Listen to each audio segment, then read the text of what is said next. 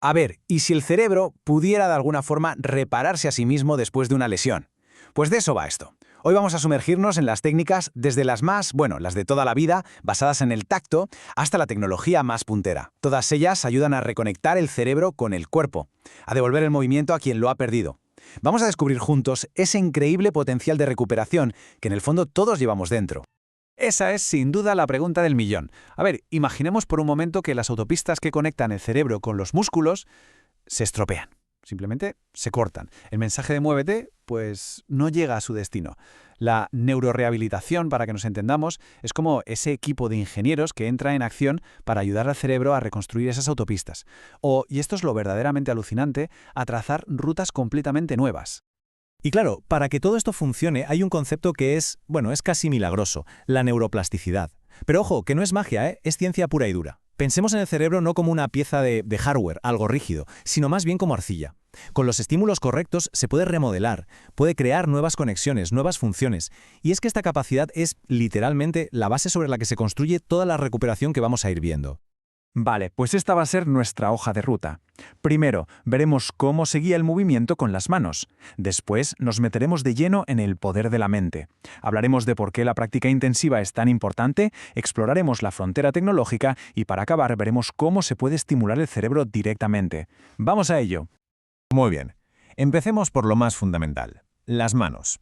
Porque, a ver, antes de que existieran robots o cualquier tipo de tecnología, la herramienta principal era, y de hecho sigue siendo, el tacto experto de un terapeuta. Vamos a ver cómo unas manos pueden, literalmente, enseñarle de nuevo al cerebro a moverse. Una de las técnicas más clásicas tiene un nombre que, bueno, que asusta un poco. Facilitación neuromuscular propioceptiva, o FNP para los amigos. Pero la idea de fondo es súper intuitiva.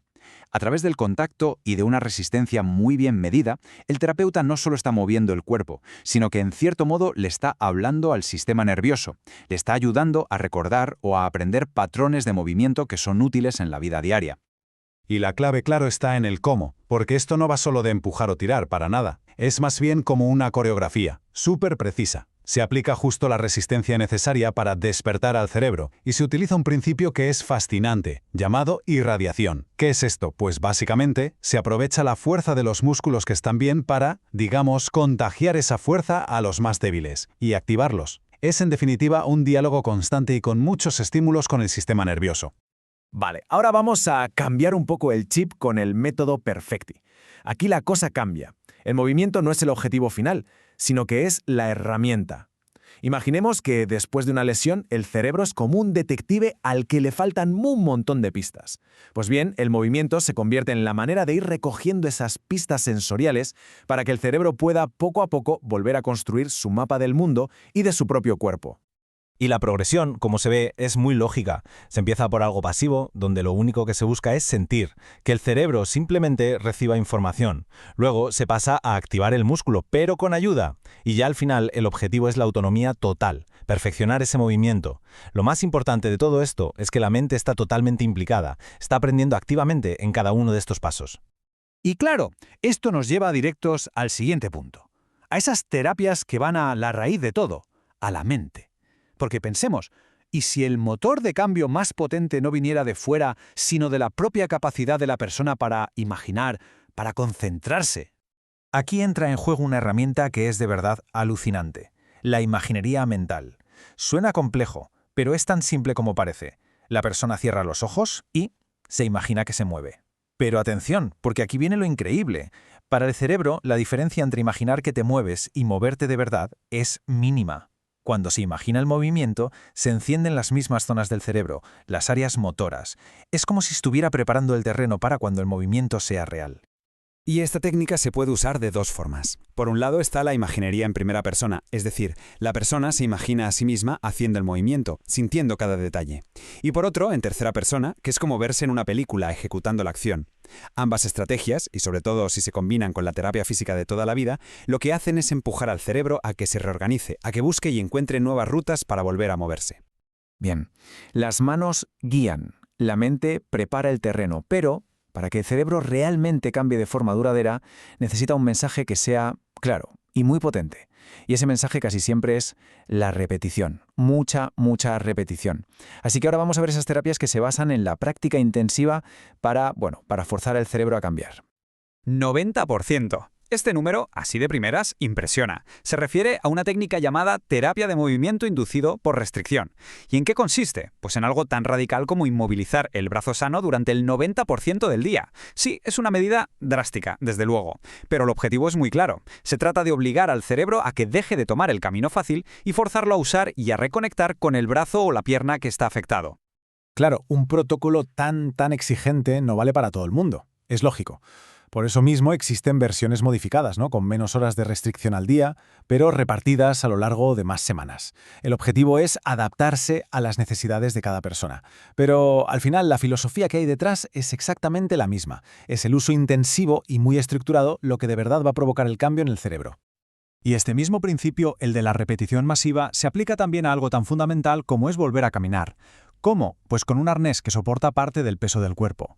Esto permite que la persona pueda practicar el patrón de la marcha en una cinta de forma totalmente segura, una y otra vez, miles de veces. Cada uno de esos pasos es una señal que se envía al cerebro, un mensaje que refuerza los circuitos neuronales que se encargan de caminar. Y esto se puede hacer incluso antes de que la persona tenga fuerza para sostenerse por sí misma. Vale, está claro que la intensidad y la repetición son la clave. Pero, claro, todo esto tiene un límite muy humano, el agotamiento, tanto de la persona que se rehabilita como del propio terapeuta. Y es justo aquí, en este punto, donde la tecnología está, literalmente, revolucionando el campo y abriendo una era completamente nueva en la rehabilitación neurológica. La robótica, por ejemplo, es un caso de libro. Tenemos por un lado los exoesqueletos, que son estos robots que mueven el brazo o la pierna entera, replicando un movimiento perfecto. Y por otro están los sistemas que llaman de efector final, que son más específicos y se centran en guiar solo la parte final, como la mano o el pie. Pero da igual el tipo, el objetivo de los dos es el mismo: conseguir un número de repeticiones enorme con una precisión y una constancia que, seamos sinceros, para un terapeuta humano sería imposible de mantener. Y para que nos hagamos una idea de la diferencia, fijaos en esto. Es brutal. En una sesión de 20 minutos, un terapeuta, de forma manual, puede facilitar más o menos unos 100 pasos. Un robot, en exactamente el mismo tiempo, puede guiar a la persona para que dé entre 300 y 400 pasos. O sea, es que la dosis de terapia, la cantidad de información y estímulo que le llega al cerebro se multiplica de una forma exponencial. Y luego, claro, está la realidad virtual, el gran poder que tiene es que puede crear mundos a medida. Una persona puede practicar algo como coger objetos de una estantería virtual o, yo qué sé, cruzar una calle con tráfico simulado, pero todo esto desde la total seguridad de la clínica. El resultado, pues que la repetición, que a veces es muy aburrida, se convierte casi en un juego, y esto mantiene la motivación por las nubes, y lo que es más importante, ayuda a que lo aprendido se pueda usar luego en el mundo real. A ver, hemos visto cómo guiar el cuerpo, cómo entrenar la mente, cómo usar la tecnología. Pero, ¿y si pudiéramos ir todavía un paso más allá? ¿Y si pudiéramos, por así decirlo, dialogar directamente con el cerebro? Ajustar su actividad para que la recuperación sea más fácil. Pues esa es justo la premisa de la última frontera que vamos a explorar ahora. Aquí tenemos principalmente dos técnicas. Por un lado, la estimulación magnética transcraneal, que lo que hace es usar pulsos magnéticos muy precisos para activar, o al contrario, para inhibir zonas muy concretas del cerebro. Y por otro lado está la estimulación por corriente directa. Esta utiliza una corriente eléctrica súper suave para, digamos, preparar el terreno, para hacer que las neuronas estén como más receptivas, más listas para aprender. Al final, el objetivo de las dos es el mismo: darle un empujón a esa neuroplasticidad de la que hablábamos. Entonces, llegados a este punto, la pregunta es, ¿cuál es la mejor técnica? Y la conclusión en realidad es que no hay una única respuesta, no existe la bala de plata. El verdadero arte de la neurorehabilitación hoy en día es saber combinarlo todo. Es ser como un chef experto que tiene un montón de ingredientes, las manos, la mente, la repetición, la tecnología, la estimulación, y sabe combinarlos para crear el plato perfecto, o sea, un plan de tratamiento totalmente a medida para cada persona. Y todo esto nos deja con una última pregunta para que le demos una vuelta. Estamos en un punto en el que la tecnología y la biología se están fusionando de formas que hace nada los parecían pura ciencia ficción. Hablamos de robots, de realidad virtual, de interfaces que conectan el cerebro con un ordenador. Todo esto nos lleva a preguntarnos, ¿cuál es el límite real de la recuperación humana? ¿Existe siquiera un límite? El futuro desde luego parece muy prometedor. Facilitación neuromuscular propioceptiva. Vaya nombre, ¿eh? Suena súper complejo, casi como un trabalenguas. Pero bueno, la idea aquí es desentrañar qué significa todo esto y descubrir cómo, en el fondo, esta técnica es como una conversación directa con nuestro sistema nervioso. Vamos a ver de qué va. Para empezar, lo mejor es desmontar el nombre, ¿no? A ver, propioceptiva. Esto no es más que la capacidad que tiene el cuerpo de saber dónde está cada parte, sin necesidad de mirar. Luego, neuromuscular. Esta es fácil. La conexión entre los nervios y los músculos. El cableado, por así decirlo. Y por último, facilitación. Que bueno, significa simplemente eso, hacer que algo sea más fácil. En este caso, que esa conexión funcione mejor. Visto así, ya no parece tan complicado, ¿verdad? Vale, ya entendemos el nombre. Ahora, vamos a lo interesante. ¿Qué es lo que hace realmente? Y aquí es donde la cosa se pone fascinante, porque la misión de la FNP va mucho, pero que mucho más allá de simplemente trabajar un músculo. Claro, lo primero que uno podría pensar es, vale, otra técnica de fisio para estirar y fortalecer, como tantas otras. Es una suposición lógica, la verdad, pero la respuesta real es bastante más sorprendente. Y esa respuesta es un no rotundo. El objetivo principal, el corazón de la FNP, no es el músculo, sino modificar el sistema nervioso central. Sí, como suena. El objetivo final es el cerebro. Entonces, ¿qué se busca exactamente? Pues en primer lugar se aprovecha una capacidad alucinante del cerebro, la neuroplasticidad. Es decir, su habilidad para reorganizarse y crear nuevas conexiones a través del movimiento. Con esto se busca desarrollar patrones de movimiento que sean funcionales, normales y, claro, conseguir que los músculos que tienen que trabajar, trabajen cuando deben. En resumen, se trata de reeducar al cerebro, no solo de poner fuerte un músculo. Pero bueno, para entender cómo se aplican las técnicas, primero hay que conocer las reglas del juego. Pensemos en esto como la caja de herramientas del terapeuta, lo que usa para preparar el terreno y que esa conversación con el cerebro pueda empezar. El trabajo del terapeuta empieza por regular el tono muscular, por romper esos patrones de movimientos raros o poco eficientes que a veces se adoptan tras una lesión.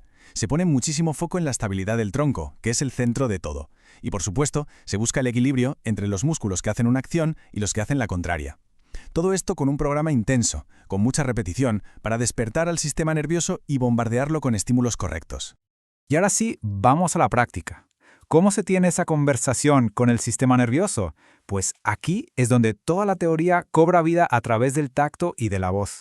Todo empieza con el contacto manual. La mano del fisio no es una mano que simplemente toca, es una mano que guía, que dirige. Es la primera información que recibe el sistema nervioso, una especie de GPS que le dice al cuerpo hacia dónde tiene que moverse y que ayuda al músculo a activarse. Después entra en juego la resistencia. Pero ojo, no es una resistencia para ponerse cacha sin más. Al aplicar la resistencia justa y necesaria, lo que se consigue es aumentar la estimulación que llega al cerebro. Es como si subiéramos el volumen de la señal para que el cerebro escuche el mensaje alto y claro. Y aquí llega un concepto que es una pasada, la irradiación. Imaginen un equipo de remo. Si los remeros más fuertes tiran con ganas, su energía se contagia y ayuda a que los más débiles se pongan las pilas y se sumen al esfuerzo. Pues en el cuerpo pasa algo parecido.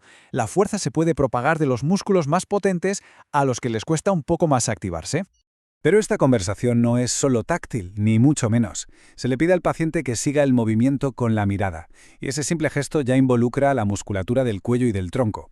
Y a eso se le suman órdenes verbales, comandos muy concretos que guían cada fase del movimiento. De hecho, el poder de la voz es tan crucial que las fuentes lo dejan clarísimo. Una voz de mando fuerte provoca una contracción muscular vigorosa. Vamos, que el tono y la intención con la que se habla no es solo para dar instrucciones, es una herramienta terapéutica que puede cambiar la respuesta física del músculo. Entonces, si juntamos todas las piezas, una secuencia típica sería algo así. Primero, el estímulo visual. La persona mira hacia dónde se va a mover. Acto seguido, el estímulo verbal. El terapeuta da la orden de prepararse y ejecutar. Justo en ese momento, entran el contacto y la resistencia para guiar y potenciar el gesto. Y finalmente, se ejecuta el movimiento de forma fluida y sincronizada. Es casi como una coreografía perfecta entre el paciente y el terapeuta.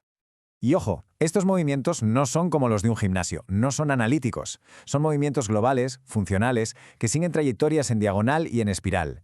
Son los famosos patrones de Kabat, que básicamente imitan los gestos que hacemos en nuestro día a día, como peinarnos o abrocharnos un zapato. Por eso la terapia es tan útil, porque se parece a la vida real. Y con todo esto llegamos a la pregunta del millón. La teoría suena genial, muy coherente. Pero, ¿qué dice la ciencia? ¿Toda esta conversación con el sistema nervioso se traduce de verdad en resultados que se puedan medir?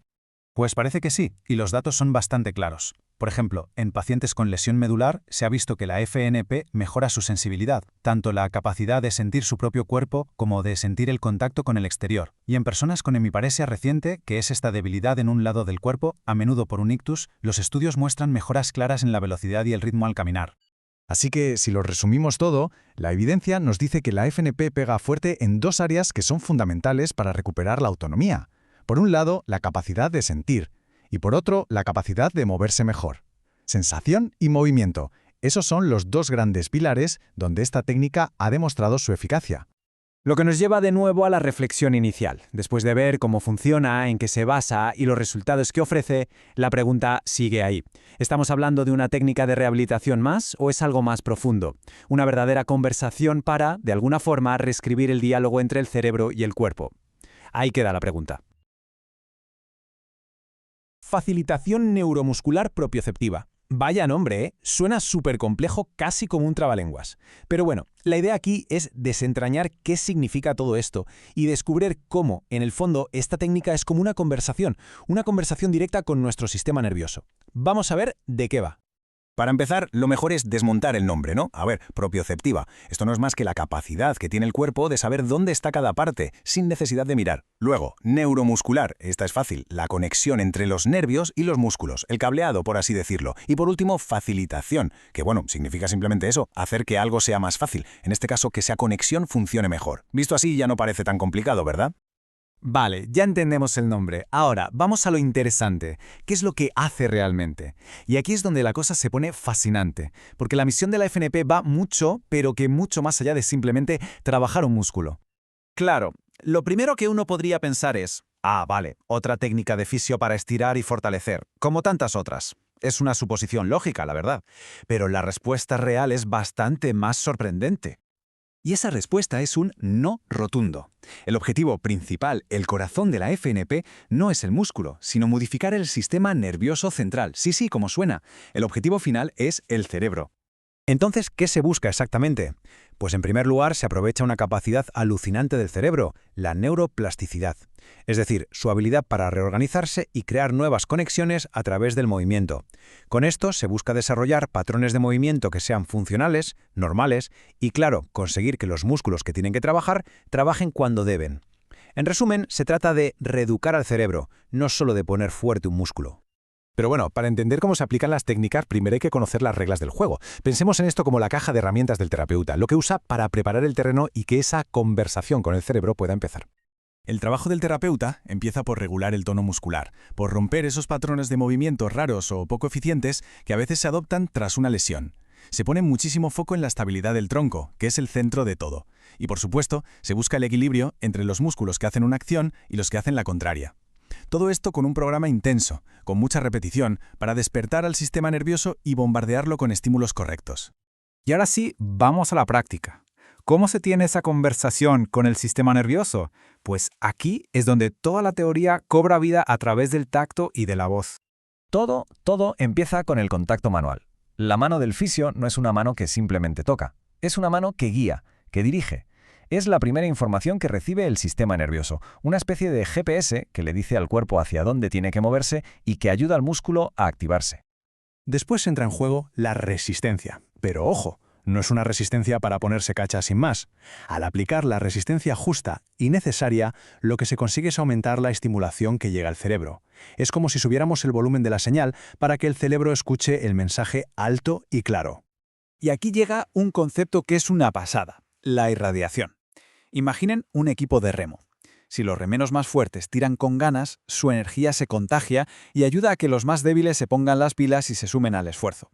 Pues en el cuerpo pasa algo parecido. La fuerza se puede propagar de los músculos más potentes a los que les cuesta un poco más activarse. Pero esta conversación no es solo táctil, ni mucho menos. Se le pide al paciente que siga el movimiento con la mirada, y ese simple gesto ya involucra la musculatura del cuello y del tronco. Y a eso se le suman órdenes verbales, comandos muy concretos que guían cada fase del movimiento. De hecho, el poder de la voz es tan crucial que las fuentes lo dejan clarísimo. Una voz de mando fuerte provoca una contracción muscular vigorosa. Vamos, que el tono y la intención con la que se habla no es solo para dar instrucciones, es una herramienta terapéutica que puede cambiar la respuesta física del músculo. Entonces, si juntamos todas las piezas, una secuencia típica sería algo así. Primero, el estímulo visual. La persona mira hacia dónde se va a mover. Acto seguido, el estímulo verbal. El terapeuta da la orden de prepararse y ejecutar. Justo en ese momento, entran el contacto y la resistencia para guiar y potenciar el gesto. Y finalmente, se ejecuta el movimiento de forma fluida y sincronizada. Es casi como una coreografía perfecta entre el paciente y el terapeuta. Y ojo, estos movimientos no son como los de un gimnasio, no son analíticos. Son movimientos globales, funcionales, que siguen trayectorias en diagonal y en espiral. Son los famosos patrones de Kabat, que básicamente imitan los gestos que hacemos en nuestro día a día, como peinarnos o abrocharnos un zapato. Por eso la terapia es tan útil, porque se parece a la vida real. Y con todo esto, llegamos a la pregunta del millón. La teoría suena genial, muy coherente. Pero, ¿qué dice la ciencia? ¿Toda esta conversación con el sistema nervioso se traduce de verdad en resultados que se puedan medir? Pues parece que sí, y los datos son bastante claros. Por ejemplo, en pacientes con lesión medular se ha visto que la FNP mejora su sensibilidad, tanto la capacidad de sentir su propio cuerpo como de sentir el contacto con el exterior. Y en personas con hemiparesia reciente, que es esta debilidad en un lado del cuerpo, a menudo por un ictus, los estudios muestran mejoras claras en la velocidad y el ritmo al caminar. Así que, si lo resumimos todo, la evidencia nos dice que la FNP pega fuerte en dos áreas que son fundamentales para recuperar la autonomía. Por un lado, la capacidad de sentir, y por otro, la capacidad de moverse mejor. Sensación y movimiento. Esos son los dos grandes pilares donde esta técnica ha demostrado su eficacia. Lo que nos lleva de nuevo a la reflexión inicial. Después de ver cómo funciona, en qué se basa y los resultados que ofrece, la pregunta sigue ahí. ¿Estamos hablando de una técnica de rehabilitación más o es algo más profundo? Una verdadera conversación para, de alguna forma, reescribir el diálogo entre el cerebro y el cuerpo. Ahí queda la pregunta. Hoy vamos a meternos de lleno en un enfoque que de alguna manera le da una vuelta de tuerca a la rehabilitación neurológica. Se llama el método Perfecti y propone básicamente que repensemos por completo la idea de recuperación.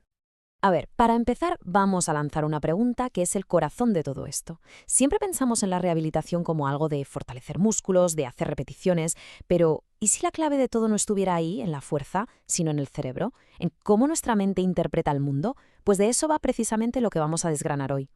Bueno, pues vamos al lío. Sección 1, un nuevo enfoque. Y es que el método Perfecti no es solo una lista de ejercicios diferentes, no, es un cambio de mentalidad, un cambio de paradigma total. Aquí está la idea fundamental. Para este método, la recuperación es ni más ni menos que un proceso de aprendizaje. No se trata de reparar un músculo como si fuera una pieza rota, sino de reenseñarle al cerebro a controlar el cuerpo, a sentirlo y a interactuar con lo que le rodea de una forma coherente. Y claro, para entender cómo funciona, tenemos que poner el foco en el gran protagonista de esta historia. Aquí es donde ocurre toda la magia de este método, en el cerebro. Todo esto se apoya en la llamada teoría neurocognitiva, que ya tiene sus años, nació en los 70, y lo que nos dice, para que lo entendamos todos, es que no se puede separar el movimiento del pensamiento. Son dos caras de la misma moneda. Para que nos movamos bien, necesitamos percibir, prestar atención, resolver pequeños problemas. Son procesos mentales que, de hecho, activan y organizan el movimiento. Y esta frase lo resume todo a la perfección. En una terapia más tradicional, el objetivo final podría ser, por ejemplo, conseguir levantar el brazo. Pero aquí no. Aquí, levantar el brazo es solo una herramienta, un medio para conseguir otra cosa. Conocer el entorno. Por ejemplo, sentir la textura de una mesa. El objetivo real es la información, es el conocimiento que se gana con ese movimiento. Y aquí se ve clarísimo el contraste. El enfoque tradicional es: dale caña al músculo, repite y repite hasta que el movimiento salga casi sin pensar. Pero el foco Perfecti dice: espera, no importa tanto cuántas veces haces algo, sino qué aprende tu cerebro cada vez que lo intentas. La calidad de la información que recibes, lo crucial. Y en todo este sistema, la mano se convierte en una especie de superestrella. No es solo una pinza para agarrar cosas, que va, es nuestro principal órgano para sentir, para tocar. Es una fuente de información brutal para que el cerebro pueda hacerse un mapa detallado del mundo y de nuestro propio cuerpo. Vale, está muy bien la teoría, ¿verdad? Pero ¿cómo es una sesión de terapia? ¿Cómo se aplica todo esto? Pues vamos a verlo, porque la clave está justo en esa frase. Hay que sentir para poder moverse. Y una de las cosas más llamativas y que se hace muy a menudo es que los ejercicios se hacen con los ojos cerrados. ¿Y por qué? Pues muy sencillo, para quitar de en medio a la vista, que es un sentido muy dominante y que a menudo tapa las carencias de los otros. Al cerrar los ojos, obligamos al cerebro a espabilar y a prestar muchísima más atención al tacto, a la posición del cuerpo, a otros sentidos. Entonces, una sesión no va de, venga, 10 repeticiones de esto, no. Cada ejercicio es un acertijo, un problema que el paciente tiene que resolver. Algo como, ¿puedes decirme qué forma estás tocando sin mirarla? Y claro, eso exige una concentración máxima. Para ayudar, se usan los llamados subsidios, que son objetos sencillos, como lijas, trozos de madera, formas geométricas, cosas que dan una información sensorial muy clara. Y el gran objetivo de todo esto es la famosa plasticidad, que el cerebro se reorganice y cree nuevas conexiones. Como es lógico, este aprendizaje no es cosa de un día, es un camino, y además un camino progresivo. Vamos a ver cómo se estructura este viaje a través de las diferentes etapas del tratamiento. El método se divide en 3 grandes niveles o grados. Se empieza por el primero, que es totalmente pasivo. Aquí el terapeuta mueve la parte del cuerpo afectada y la única tarea del paciente es concentrarse al 100% en sentir. Luego se pasa al segundo grado. Aquí el paciente ya empieza a mover, pero con ayuda del terapeuta. Se trata de combinar esa activación muscular con la recogida de información sensorial. Y finalmente se llega al tercer grado.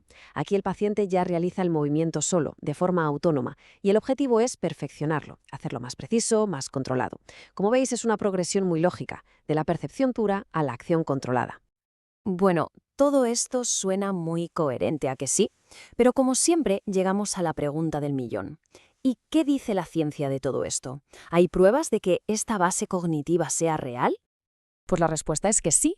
La investigación, a través de técnicas de neuroimagen, ha demostrado que durante los ejercicios del método Perfecti no solo se activan las áreas motoras del cerebro, que va, se encienden también áreas relacionadas con la atención, con la percepción, con la toma de decisiones.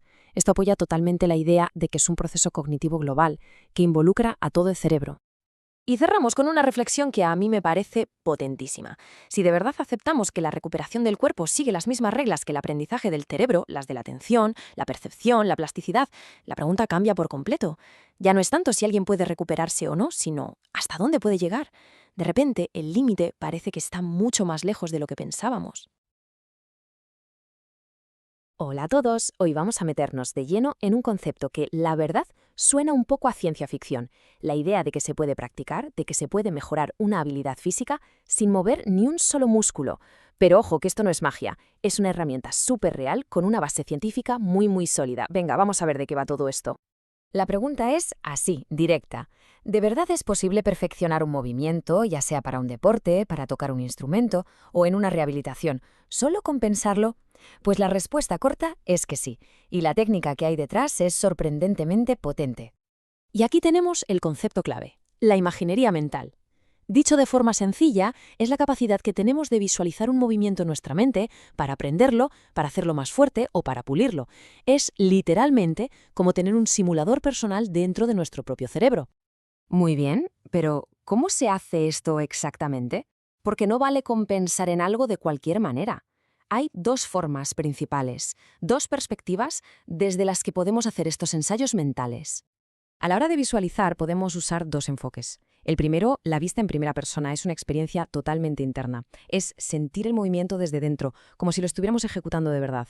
Y el segundo, la vista en tercera persona. Es más como ser un espectador. Es como ver un vídeo de un experto y poder analizar cada gesto perfecto. Las 2 son muy útiles, y cuál usar depende un poco del objetivo que se busque. Llegados a este punto, es normal que haya algo de escepticismo. ¿Funciona de verdad o es solo una especie de efecto placebo?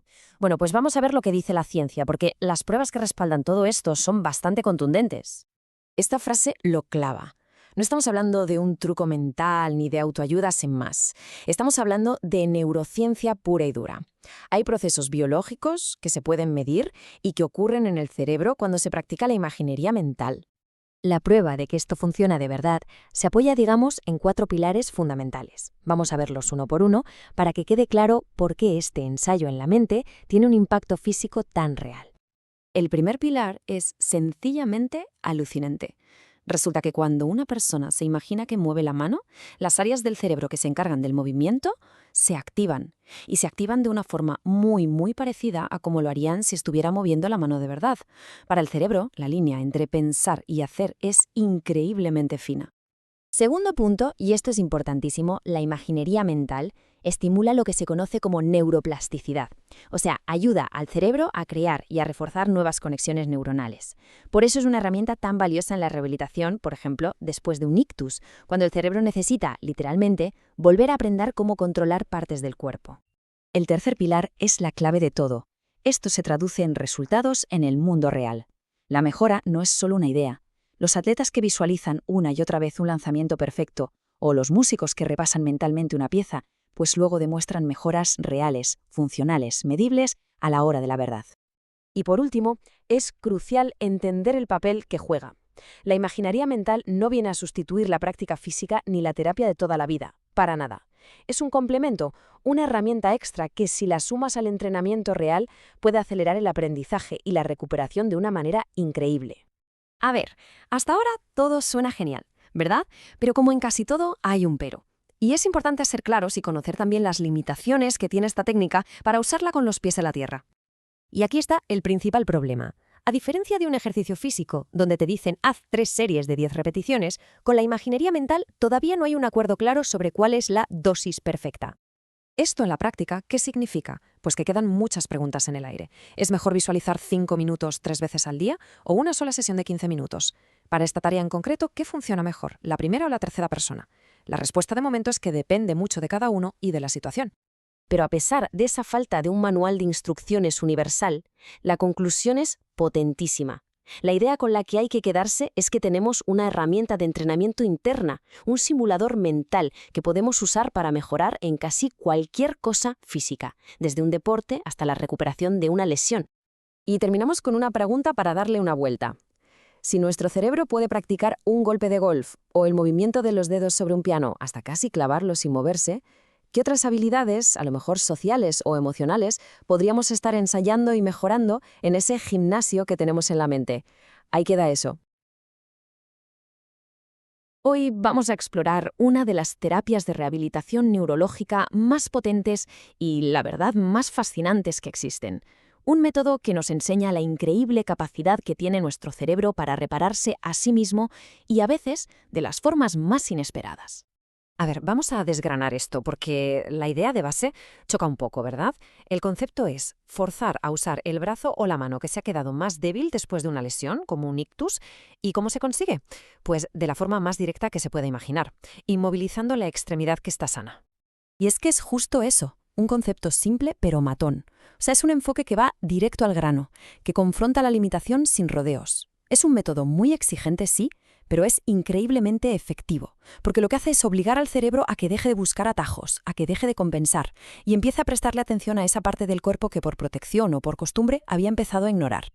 Vale, pero esta idea tan potente, ¿cómo se lleva a la práctica? Pues no hay una sola forma, no. Existen, digamos, 2 sabores principales, 2 versiones que se adaptan a las capacidades y a la tolerancia de cada persona. Vamos a verlas. Empecemos con la versión estándar, la que podríamos llamar la versión hardcore. Y ojo al dato, aquí hablamos de restringir la mano sana durante el 90% de las horas que la persona está despierta. Pensemos un segundo lo que significa eso. Es un compromiso prácticamente total, desde que te levantas hasta que te acuestas. Y ahora, el otro extremo. Tenemos la versión modificada, la light. Aquí la cosa cambia radicalmente. La restricción baja a solo 5 horas al día y encima únicamente los días laborables. Vamos, una alternativa mucho más manejable para quienes no pueden con la intensidad de la primera.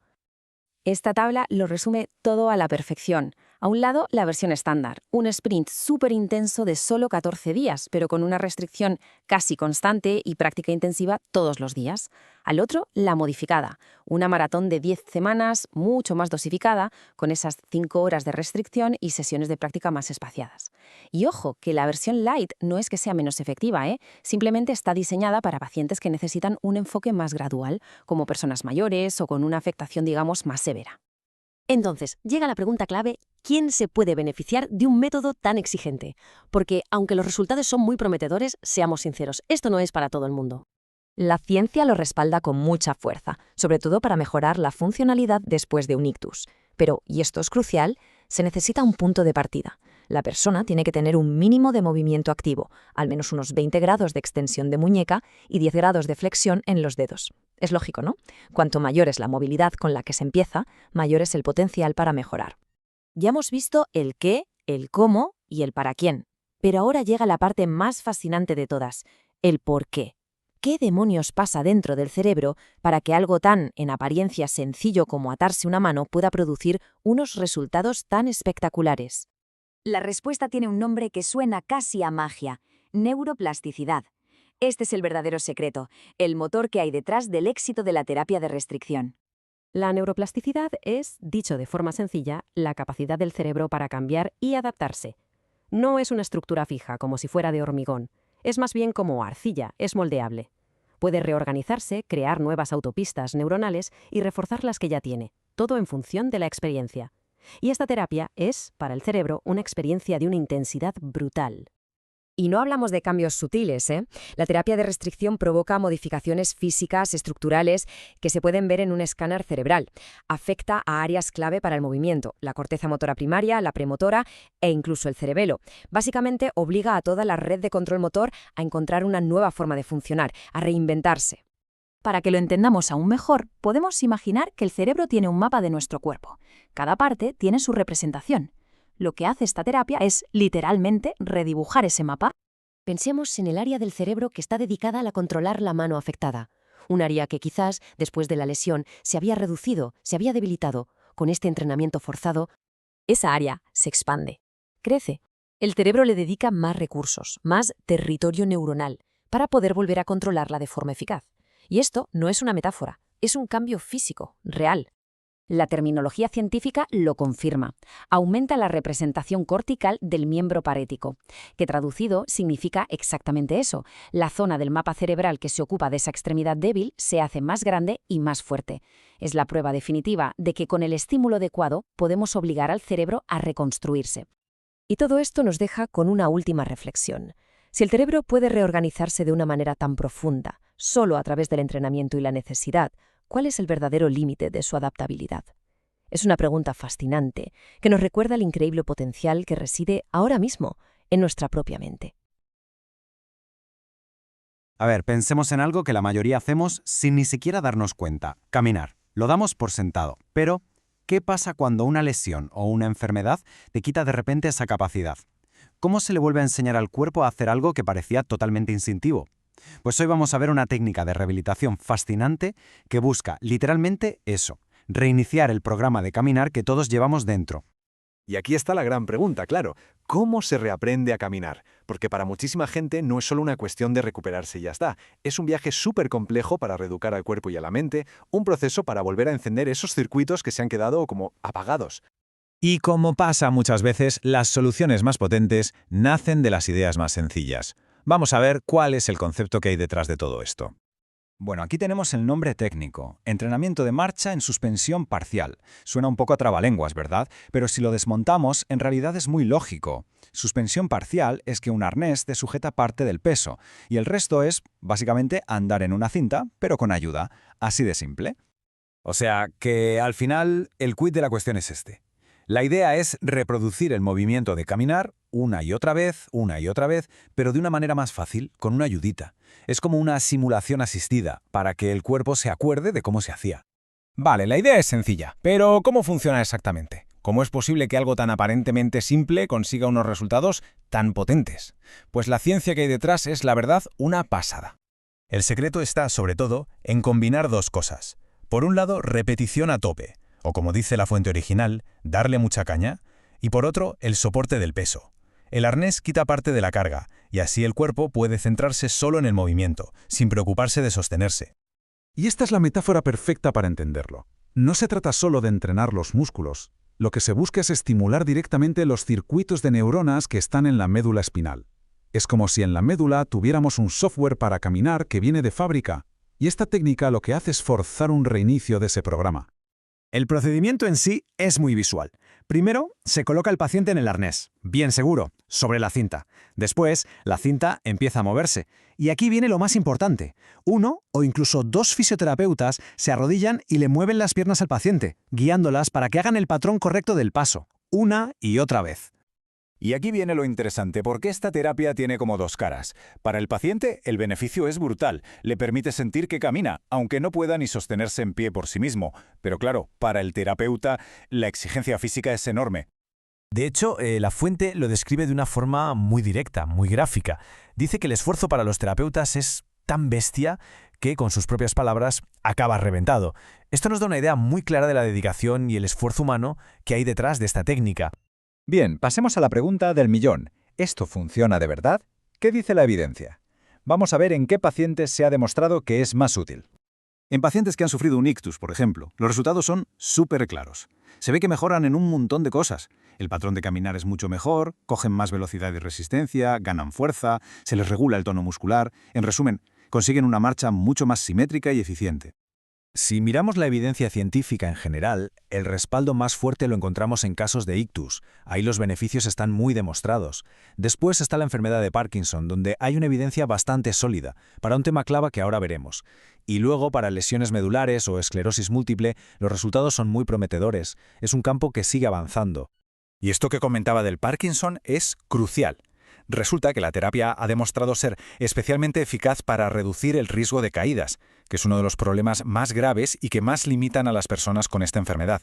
Esto, claro, es una mejora directa en su seguridad y en su calidad de vida. Bueno, vamos a dar un paso atrás para ver la foto completa. ¿Cuál es la idea fundamental con la que nos tenemos que quedar de todo esto? Pues la conclusión clave es esta. No se trata solo de hacer ejercicio físico, es un reentrenamiento neurológico. La terapia funciona porque va directa a estimular esa memoria de cómo caminar que tenemos guardada en la médula espinal, despertando una capacidad que el cuerpo ya tenía, pero a la que había olvidado cómo acceder. Y esto nos deja con una pregunta final, para darle una vuelta. Si el cuerpo puede reaprender a caminar estimulando esa memoria espinal, ¿qué otras funciones o programas olvidados podrían reactivarse si encontramos la estimulación correcta? El potencial que tiene la neurorehabilitación parece que solo acaba de empezar a descubrirse. A ver, pensemos por un momento. Un mundo donde para recuperarse de una lesión cerebral no solo contamos con la fisio de toda la vida, no. Hablamos de robots que literalmente ayudan a caminar otra vez, de mundos virtuales que reentrenan movimientos y de terapias que llegan a la puerta de casa. Bueno, pues de eso va la cosa hoy. Vamos a meternos de lleno en esta nueva era de la rehabilitación. Y al final, todo se resume en una pregunta clave. ¿De verdad puede la tecnología enseñar a un cerebro a curarse? ¿A sanar? Vamos a bucear justo ahí, en ese punto donde la neuroplasticidad y la ingeniería se dan la mano, a ver qué respuesta encontramos. Vale, ¿y cómo lo vamos a hacer? Pues este es el plan. Primero, vamos a ver los principios básicos, el porqué de todo esto. Luego nos metemos con las herramientas, una por una, los robots, los mundos virtuales y la terapia a distancia. Y para terminar, la gran pregunta, ¿qué tal se comparan estas novedades con la terapia de siempre? Vamos a ver qué dice la ciencia. Venga, pues empezamos por el principio, por los cimientos. Porque da igual si hablamos de robots, de videojuegos o de terapia online. Al final, todas estas tecnologías tan chulas comparten una misma idea de fondo. Se basan en unos pilares que son la clave para entender por qué prometen tanto. Y aquí los tenemos. Son 3, y son súper importantes. Primero, el aprendizaje motor, o sea, repetición e intensidad. El cerebro necesita machacar, practicar una y otra vez para volver a aprender. Segundo, el feedback inmediato. Es que es crucial saber al momento si lo estás haciendo bien o no. Y tercero, la terapia orientada a la tarea. Es decir, practicar cosas que sirvan para el día a día. Lo increíble es que la tecnología está pensada para llevar estos 3 puntos a un nivel que, seamos sinceros, a mano es casi imposible llegar. Bien, pues vamos con la primera herramienta de la caja, la robótica. Y ojo que esto no es ciencia ficción, ¿eh? Son máquinas de verdad, diseñadas para una cosa, ayudar, guiar y darle un empujón al movimiento. Vamos a ver cómo estos cacharros están cambiando las reglas del juego.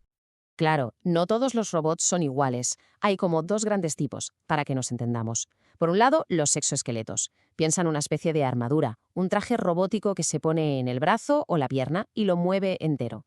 Y por otro, los que se llaman end effector. Estos son distintos, se enganchan al final en la mano o en el pie y desde ahí dirigen todo el cotarro. Suelen dar un poco más de libertad. Vale, ¿y qué hacen exactamente? Pues de todo. Sirven para reeducar brazos, piernas, pueden mover una extremidad ellos solos, ayudar a iniciar el movimiento o incluso poner resistencia para que se haga fuerza. Pero lo más importante de todo, y esta es la clave, es que garantizan una cosa: la repetición perfecta. Hacen que el movimiento correcto se repita una y otra vez. A ver, si tuviéramos que resumir la gran ventaja de los robots en una sola palabra, sería esta: intensidad. Así, en mayúsculas. Es la capacidad de repetir un movimiento útil muchísimas más veces de las que se podría hacer a mano. Muchísimas. Y para que se entienda bien, mirad este dato que es brutal. Con un robot para reaprender a andar, una persona puede dar entre 300 y 400 pasos en una sola sesión. Y son pasos guiados perfectos. Para un cerebro que está intentando recordar cómo se camina, esa cantidad de práctica es oro molido. Ahora, la comparación. En una sesión normal, a mano, con el esfuerzo que supone para el fisio, ¿sabemos a cuántos pasos se llega? A unos 100. 100. La diferencia es que es abismal. Hablamos de 3 o 4 veces más práctica. Aquí es donde se ve clarísimo el poder de esa palabra, intensidad. Pero bueno, seamos justos, hay que ver lo bueno y lo malo. Las ventajas son evidentes. Puedes medir el progreso con una precisión increíble. Aseguras esa intensidad de la que hablamos y, claro, el terapeuta no acaba destrozado. Las limitaciones, pues también las hay. A veces los movimientos son un poco, robóticos, no del todo naturales. Y, por supuesto, esto no va solo. Siempre tiene que haber un terapeuta supervisando. No es poner el robot y listo. Vale, si los robots eran para el cuerpo, la siguiente herramienta que vamos a ver es más para la mente. Nos metemos ahora en los mundos virtuales. Sí, como en los videojuegos. La idea es convertir la terapia en un juego para que motive mucho más y que, como veremos, sea igual de efectiva. Y aquí pasa un poco como con los robots. Hay varios tipos. Está la realidad virtual inmersiva, que es la que todos tenemos en la cabeza. Se ponen las gafas, los sensores y ¡zas! Se está dentro de otro mundo. Luego hay otra más light, digamos, la semi-inmersiva, que es, por ejemplo, con proyectores en la pared. Se crea un entorno, pero sin aislarse del todo. Y la idea que hay detrás de todo esto es potentísima. Se trata de crear un entorno que sea seguro, que esté controlado, pero que se parezca un montón a la vida real. ¿Para qué? Pues para poder practicar cosas complicadas, como, cruzar una calle o coger algo de una estantería alta, pero sin ningún tipo de riesgo, 0 riesgos. Y fijaos qué curioso, porque los beneficios nos llevan de vuelta a los 3 principios del principio, ¿recordamos? La realidad virtual ayuda a integrar los sentidos, activa la plasticidad del cerebro y, sobre todo, consigue algo genial, que el trabajo duro y repetitivo sea divertido, que motive. Y además, el feedback es al momento, se sabe si se ha hecho bien al instante. Venga, vamos con la última herramienta de esta caja de sorpresas, y esta nos saca de la clínica. Hablamos de la telerehabilitación. La idea es sencilla, romper las barreras, la distancia, y llevar la terapia directamente a casa de la gente. ¿Y qué es esto exactamente? Pues es muy fácil de entender. Es, ni más ni menos, dar los servicios de rehabilitación, pero a distancia. Se usa de todo: videollamadas, sensores, apps en el móvil, lo que haga falta para que el terapeuta pueda guiar y controlar esté donde esté. Y los objetivos que persigue son súper prácticos. Se trata de mejorar la comunicación entre paciente y terapeuta, de asegurar que se sigue haciendo el trabajo en casa, pero, sobre todo, y esto es importantísimo, de dar acceso a la terapia a gente que a lo mejor vive lejos, en un pueblo, o que simplemente no se puede mover de casa. Y que además ayuda a ahorrar en desplazamientos, claro. Entonces, ¿cuál es el gran pero? El gran desafío ahora mismo no es la idea, que es buenísima, sino llevarla a la práctica. El reto es conseguir sistemas que de verdad funcionen, que sean fáciles de usar para cualquiera y, sobre todo, que no sean carísimos, que sean asequibles. Y con todo esto sobre la mesa llegamos a la pregunta del millón. A ver, después de ver robots, videojuegos, terapia online, ¿todo esto es de verdad mejor que la fisioterapia de toda la vida, la que conocemos? Vamos a ver qué dice la ciencia, qué nos dicen los datos. Pues aquí viene la respuesta y es interesante. Lo que dicen los estudios es que, en general, la tecnología es igual de eficaz que la terapia convencional. Ojo, no mejor, igual de eficaz. Y tiene sentido. La tecnología da una intensidad brutal, pero la terapia de siempre aporta ese toque humano, esa capacidad de adaptarse al momento, que de momento es insustituible. Pero, y aquí viene lo bueno. Aquí es donde la cosa se pone de verdad interesante. Parece que el secreto no está en que la tecnología sustituya al terapeuta. No, el verdadero poder está en que colaboren. La clave, la auténtica clave, podría ser combinar las dos cosas de forma inteligente. Y este gráfico lo deja clarísimo. Fijaos, si miramos la recuperación de la marcha después de un ictus, la terapia convencional y la robótica por separado consiguen resultados parecidos. Pero se ve esa tercera barra, es la terapia combinada, la que mezcla las dos cosas. Y ahí los resultados apuntan a ser todavía mejores. Así que para terminar, nos quedamos con esta idea. Quizás todo esto no va de una lucha, de humanos contra máquinas. A lo mejor va del principio de una nueva era, una era de colaboración. Un futuro en el que el terapeuta, con su experiencia y su empatía, use estas herramientas tan potentes para crear tratamientos como nunca antes, más intensos, más medibles y, sobre todo, más motivadores. Y la pregunta que flota en el aire es, ¿estamos preparados para ese futuro? Estimulación transcraneal. ¿Reprogramando el cerebro? La verdad es que suena a algo sacado de una película de ciencia ficción, ¿no? Pues hoy vamos a analizar qué hay de real en esta tecnología tan fascinante. Y es que la pregunta del millón es esa, ¿verdad? Si de verdad es posible, digamos, resetear o reprogramar nuestro cerebro sin necesidad de cirugía de una forma totalmente no invasiva. Es una idea potentísima, así que vamos a ver qué es exactamente y hasta dónde llega. Venga, pues vamos a meternos en faena. Lo primero es lo primero. ¿Qué es exactamente esto de la estimulación cerebral directa? ¿En qué consiste? Pues mirad, la definición es bastante clara. La estimulación transcraneal es, en pocas palabras, una técnica que usa campos, ya sean eléctricos o magnéticos, para hablarle directamente a la corteza cerebral. Y lo más increíble es que lo hace desde fuera, a través del cráneo. Nada de bisturís, nada invasivo. Claro, porque el objetivo aquí, y esto es lo importante, no es solo dar un chispazo y ya está. Lo que se busca es algo mucho más profundo, generar actividad neuronal para conseguir mejoras funcionales que se noten de verdad. Y, a largo plazo, fomentar la famosa neuroplasticidad, esa capacidad alucinante que tiene nuestro cerebro para reorganizarse y adaptarse.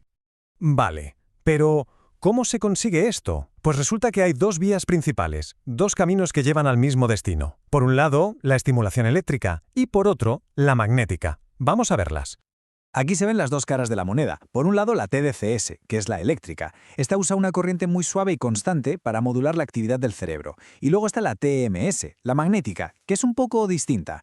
Usa un campo magnético para generar esas corrientes eléctricas, pero de una forma mucho más localizada, más selectiva. Son, como quien dice, dos herramientas diferentes para trabajar sobre lo mismo, nuestro cerebro. Vamos a ver primero la TDCS, la eléctrica. El mecanismo en realidad es bastante fácil de imaginar. Se colocan unos electrodos en el cuero cabelludo y a través de ellos pasa una corriente eléctrica muy bajita. Es como darle un empujoncito suave a las neuronas para que se pongan las pilas, nunca mejor dicho. Y aquí viene lo interesante. No es solo dar corriente y punto. Se puede jugar con la polaridad. La corriente anódica, la positiva, es como pisar el acelerador. Hace que sea más fácil que las neuronas se activen. En cambio, la catódica, la negativa, es el freno, lo pone más difícil. O sea que se puede tanto excitar como calmar una zona dependiendo de lo que se busque. Venga, y ahora vamos con la otra técnica, la TMS, la magnética. Aquí la cosa cambia. No hay electrodos pegados a la piel. En su lugar, se usa una bobina que se pone encima del cráneo. Y esta bobina lo que hace es crear un campo magnético súper preciso, que pasa a través del hueso como si nada. Y justo ahí está su punto fuerte, la gran ventaja de la TMS, la precisión. Es un método muchísimo más selectivo. Esto permite, por un lado, aplicar un tratamiento en un área súper concreta, pero también, y esto es clave, sirve para evaluar cómo está funcionando esa parte del cerebro. Es una herramienta de doble filo, pero en el buen sentido, tratamiento y diagnóstico a la vez. Claro que, como con cualquier procedimiento médico, no todo iba a ser color de rosa. Hay que ser realistas y hablar también de los posibles riesgos y, sobre todo, de las precauciones que hay que tomar. A ver, en general, los efectos secundarios que se han visto son bastante leves y pasajeros. Lo más común es sentir un poco de picor o ardor en la zona de los electrodos, quizá un ligero dolor de cabeza, algún mareo, incluso un sabor metálico en la boca, que es curioso. Ya es más raro notar alguna alteración en el sueño o en la atención. Pero ojo, y esto sí que es súper importante. Hay casos en los que está totalmente contraindicado, prohibido. Hablamos de personas que tengan implantes metálicos en la cabeza, cualquier dispositivo eléctrico como un marcapasos o ciertas alteraciones en los huesos del cráneo. Aquí no hay debate, la seguridad es absolutamente prioritaria. Vale, ya sabemos qué es, cómo va, los pros, los contras, pero vamos a lo que de verdad importa, a la pregunta del millón. ¿Esto funciona? ¿Hay pruebas? ¿Hay evidencia científica que lo respalde? Pues la verdad es que los datos que tenemos son bastante esperanzadores, sobre todo para tratar problemas que hasta ahora eran muy complicados. Por ejemplo, en la esclerosis múltiple. Se ha visto que tanto la técnica eléctrica como la magnética ayudan a mejorar cosas como la fatiga, el dolor o la espasticidad, que son síntomas que de verdad merman la calidad de vida. O pensemos en alguien que ha sufrido un ictus en el cerebelo, pues se han visto mejoras claras en el equilibrio, en la forma de caminar. A ver, no estamos hablando de una cura milagrosa, que quede claro, pero sí es una herramienta potentísima que abre una nueva puerta y ofrece una esperanza real. Así que, para terminar, volvemos a la pregunta inicial. ¿Estamos ante el futuro de la terapia cerebral no invasiva? Pues todo apunta a que podría ser una parte muy importante de ese futuro. La tecnología ya existe, la evidencia científica va creciendo y las posibilidades son francamente enormes. Poder modular la actividad del cerebro de esta forma es como abrir una puerta a un mundo nuevo que apenas estamos empezando a explorar. La cuestión ya no es tanto si se puede, sino hasta dónde vamos a ser capaces de llegar con esto.